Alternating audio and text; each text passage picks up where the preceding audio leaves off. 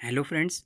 स्वागत है आपका एक बार फिर से डेली करंट अफेयर्स के शो में, जिसमें हम कंप्लीट करते हैं करंट अफेयर्स के साथ में ही इम्पोर्टेंट जीके और जीएस के क्वेश्चन। आज है 4 जून 2021, जिसमें हम कंप्लीट करेंगे सभी इम्पोर्टेंट क्वेश्चन के बारे में। साथ में ही इस वीडियो की पीडीएफ फाइल को आप डाउनलोड कर सकते हैं।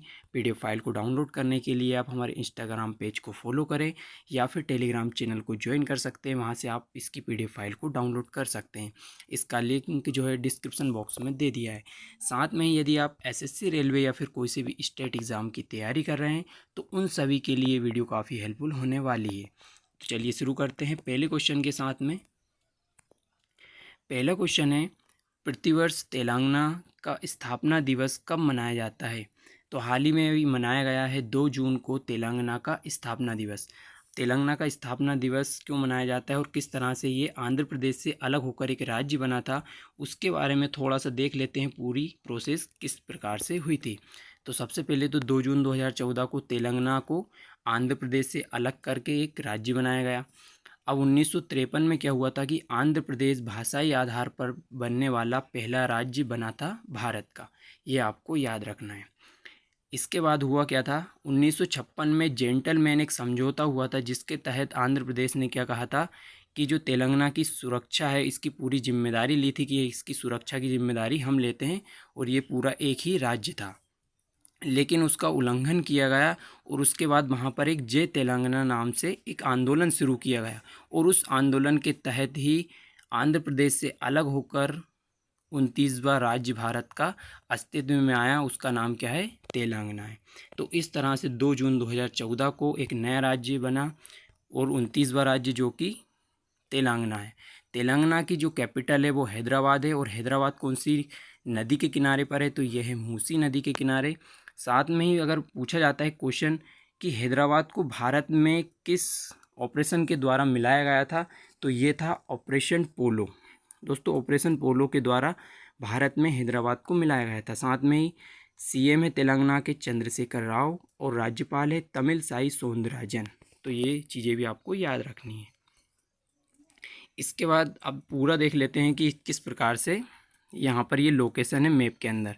तो यहाँ पर आप देख पा रहे होंगे ये है आंध्र प्रदेश, और आंध्र प्रदेश से ये अलग होकर बना है तेलंगाना 2 जून 2014 को।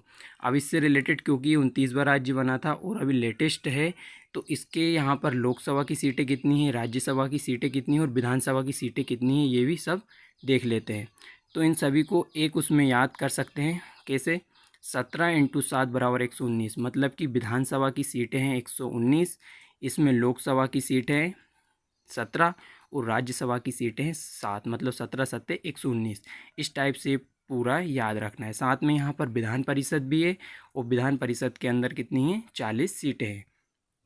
साथ में ही एक हुसैन सागर झील है, वो भी आपको याद रखनी है। इस तरह से पूरा ये राज्य की स्थापना हुई थी, तो ये पूरा याद रखना है। अब नेक्स्ट क्वेश्चन देख लेते हैं। तो हाल ही में दोस्तों 1 जून 2021 को ब्रिक्स देशों के विदेश मंत्रियों की बैठक की अध्यक्षता किसने की है? तो दोस्तों सबसे पहले तो बता दें कि जो ब्रिक्स देशों की अभी अध्यक्षता हुई है या फिर ये सम्मेलन कहाँ पर आयोजित किया गया था, तो ये आयोजित हुआ था भारत के अंदर। तो भारत में विदेश मंत्री कौन है अभी हाल ही में? तो ये हैं एस जयशंकर जी। तो इन्होंने इसकी अध्यक्षता की है। तो इसके बारे में जान लेते हैं कि क्या हुआ है पूरा। पहला पॉइंट है, 2021 को ब्रिक्स देशों के सम्मेलन या बैठक को भारत में आयोजित किया गया। साथ में ही इसकी अध्यक्षता किसने की? तो विदेश मंत्री एस जयशंकर जी। और ये कौन सी भी वर्षगांठ थी? दोस्तों ये जो वर्षगांठ थी 13वीं वर्षगांठ थी ब्रिक्स देशों के सम्मेलन की। इसके अलावा पहली इसकी बैठक कब हुई थी या फिर सम्मेलन की सभा कब हुई थी? तो 2009 में इसकी अध्यक्षता की गई थी सबसे पहली। इसके अलावा ब्रिक्स देशों में कितने देश शामिल हैं, उन सभी के बारे में देख लेते हैं। तो इसमें कुल 5 देश है, वो भी इसके जो नाम से ही बने हैं। पहला कौन सा है? वी फॉर ब्राज़ील, आर से रूस, आई से इंडिया या भारत, और सी से चाइना है, और एस से साउथ अफ्रीका। अब हुआ क्या है, जो पहले इसमें केवल 4 देश थे, लेकिन 2010 के अंदर क्या हुआ, अफ्रीका, दक्षिण अफ्रीका को या फिर साउथ अफ्रीका को इसमें शामिल किया गया है। तो इस प्रकार से अब ब्रिक्स में कितने 5 देश शामिल हो गए हैं। तो इनको आपको याद रखना है। इसके अलावा एक क्वेश्चन पूछा जाता है कि 5R मुद्रा किस संगठन की है? मतलब आर से ही सभी देशों की मुद्रा स्टार्ट है। वो कौन सा संगठन है? तो वो संगठन है ब्रिक्स। अब देखिए किस प्रकार से, जैसे ब्राज़ील की किससे स्टार्ट हुई है? आर से, मतलब रिपाल। रूस की है रूबल, भारत की है रुपया, और चीन की है रेनमिनवी, और दक्षिण अफ्रीका की है रैंड। इस तरह से सबकी मुद्राएं हैं, तो ये याद रखना है। चीन की एक मुद्रा और है, इसको युआन भी बोला जाता है, एक अलग है। इस तरह से आपको ये पूरा याद रखना है। नेक्स्ट क्वेश्चन देख लेते हैं। अगला क्वेश्चन है, हाल ही में चर्चा में रही घर घर औषधि योजना किस सरकार के द्वारा शुरू की गई? दोस्तों, घर घर औषधि योजना हाल ही में राजस्थान सरकार के द्वारा स्टार्ट की गई है। अब इसमें क्या होने वाला है, इसके बारे में थोड़ा सा देख लेते हैं।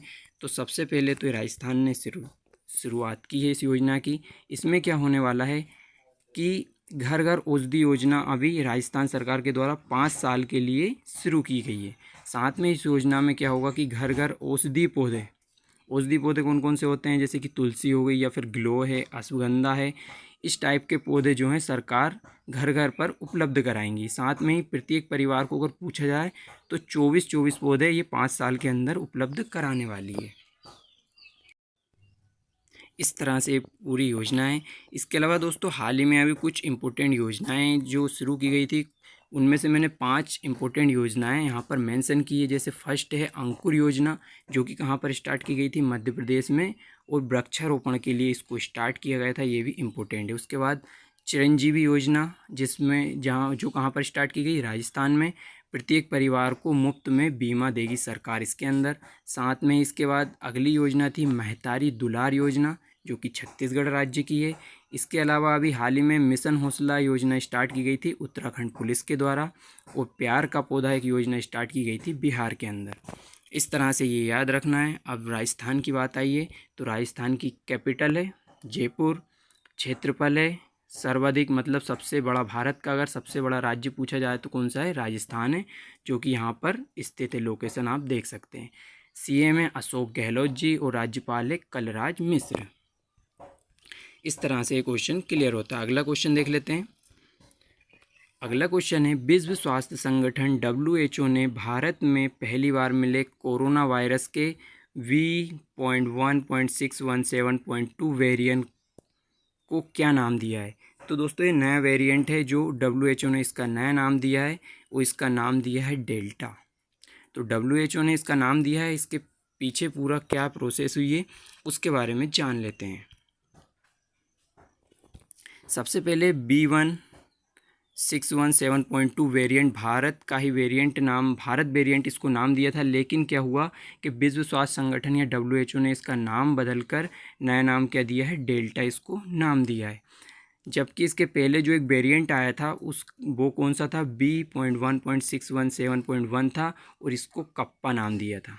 पूरा सेम है, इसमें यहाँ पर 1 है तो इसको नाम कप्पा दिया था। अब ये आया है 2 दूसरा वेरिएंट, और इसको नाम दिया है डेल्टा।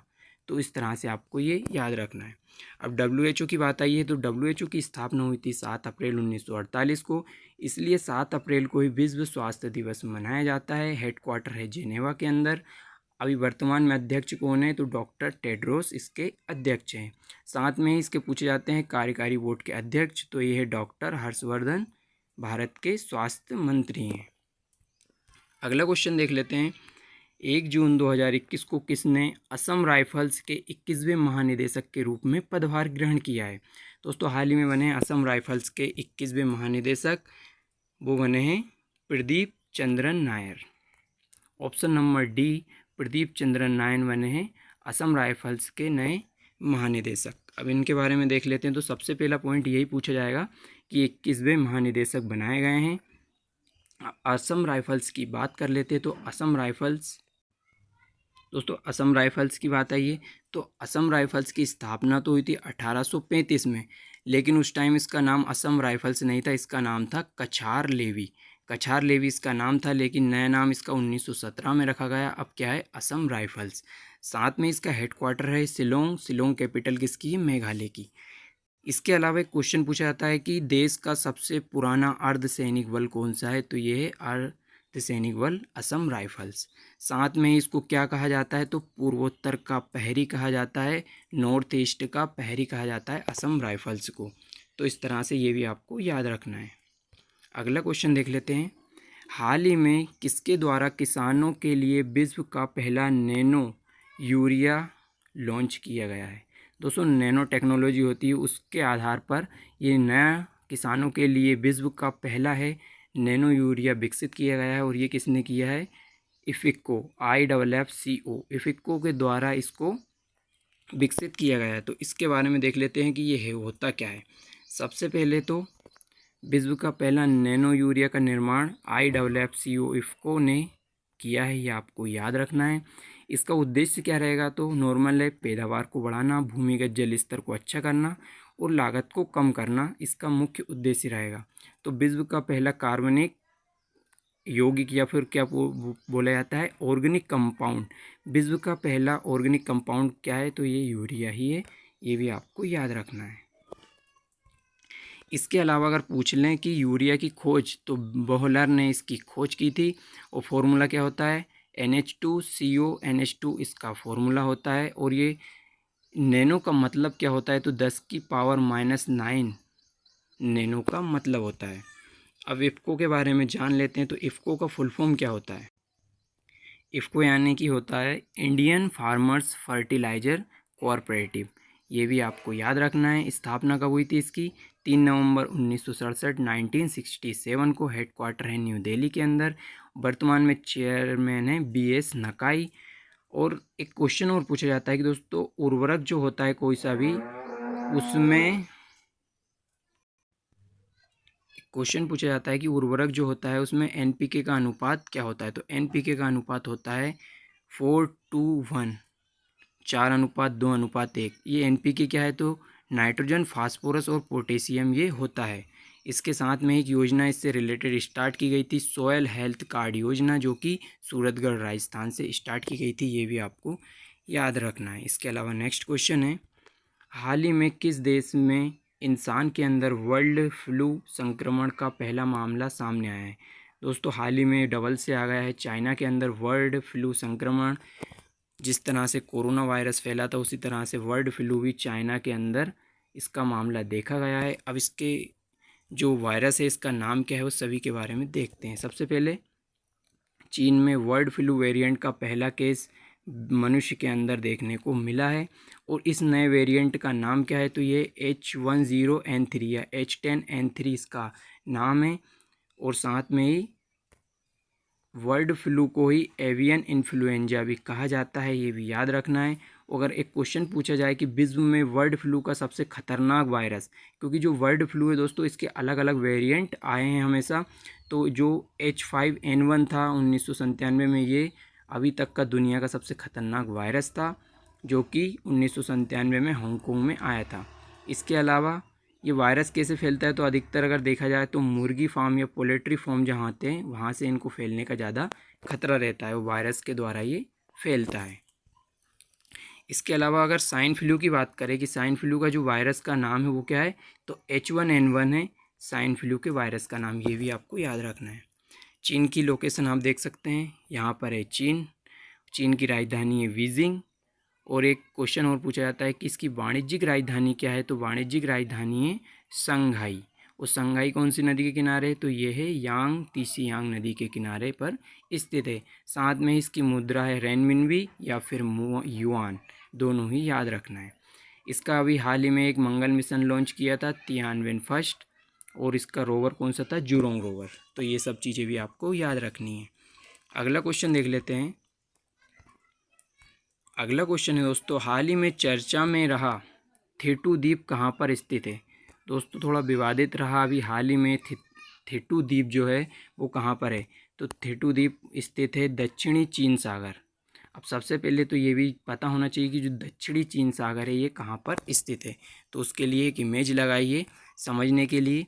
तो दोस्तों, सबसे पहले यहाँ पर ऊपर है, यहाँ पर ये चाइना, इधर है चाइना, और यहाँ पर ये है थेटू द्वीप, और यहाँ पर है फिलीपींस, क्योंकि इन दोनों का ही ये विवादित क्षेत्र है थोड़ा। तो इसके बारे में देख लेते हैं, दक्षिणी चीन सागर के बारे में। थेटू द्वीप स्थित है यहाँ पे। पहला पॉइंट है कि थेटू द्वीप कहाँ पर है? दक्षिणी चीन सागर में स्थित है। और चीन ने इस पर क्या किया दोस्तों? अपना अवैध कब्जा कर लिया है। अब हुआ क्या है कि फिलीपींस ने इसको चेतावनी दी है क्योंकि यूएसए भी इसका सपोर्ट कर रहा है, किसका, फिलीपींस का। दोस्तों अभी बताया था फिलीपींस कहाँ पर है, यहाँ पर फिलीपींस स्थित है, तो ये इसका विरोध कर रहा है, तो इसके बारे में जान लेते हैं। तो फिलीपींस की कैपिटल क्या है, तो फिलीपींस की कैपिटल है मनीला, करेंसी है फिलीपीन पेसो, और प्रेसिडेंट कौन है, रोड्रिगो डुटेर्टे। तो ये भी आपको याद रखना है। इस तरह से अगला क्वेश्चन देख लेते हैं। 31 मई 2021 को राष्ट्रीय मानवाधिकार आयोग NHRC के अध्यक्ष पद पर किसे नियुक्त करने की घोषणा की है। बहुत ज़्यादा इंपॉर्टेंट क्वेश्चन है दोस्तों। हाल ही में बने हैं राष्ट्रीय मानवाधिकार आयोग के नए अध्यक्ष। कौन बने हैं ये, तो ये बने हैं अरुण कुमार मिश्रा जी। ये आपको याद रखना है। अब अरुण कुमार मिश्रा को बनाया है, तो पहले देख लेते हैं। सबसे पहले अरुण कुमार मिश्रा NHRC के नए अध्यक्ष बनाए गए हैं, और इन्होंने किनका स्थान लिया है, तो HL दत्तू का इन्होंने स्थान लिया है। साथ में इनका अगर कार्यकाल पूछा जाए तो कार्यकाल है 3 वर्ष या फिर 70 साल, दोनों में से भी जो पहले हो ये सब कार्यकाल इनका रहता है। साथ में ही 10 दिसंबर को राष्ट्रीय मानवाधिकार दिवस मनाया जाता है। तो इसके पीछे क्या लॉजिक है, तो 10 दिसंबर 1948 को संयुक्त राष्ट्र में मानवाधिकार पत्र घोषणा पत्र को जारी किया गया था, इसलिए 10 दिसंबर को राष्ट्रीय मानवाधिकार दिवस मनाया जाता है। ये आपको याद रखना है। इसके बारे में थोड़ा और देख लेते हैं। तो भारत में दोस्तों NHRC की स्थापना रंगनाथ आयोग की सिफारिश पर की गई थी। बहुत ज़्यादा इंपॉर्टेंट क्वेश्चन है, और ये 1993 के एक्ट से की गई थी, इसलिए ये एक NHRC अगर पूछा जाए तो ये एक वैधानिक आयोग है। ये भी आपको याद रखना है। इस तरह से ये वीडियो यहीं पर समाप्त होती है। Thank you so much for watching this video. And अगर दोस्तों वीडियो अच्छी लगी हो तो please like share and subscribe करें। साथ में ही नोटिफिकेशन बेल को ऑन कर दें ताकि लेटेस्ट वीडियो की अपडेट मिल सके। Thank you.